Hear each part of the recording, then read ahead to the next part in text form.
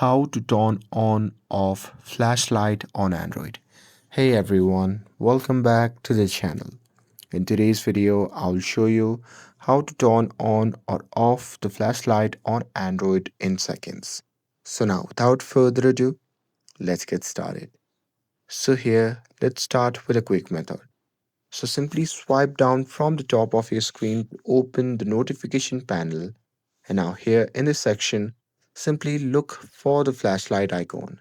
And now here, once you have located it, just tap on it once to turn it on. And here, if you want to turn it off again, then you simply have to tap on it one more time. And that's it. Super easy, right?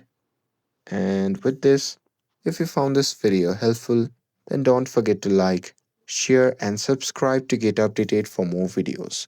Thanks for watching, and I'll see you in the next video.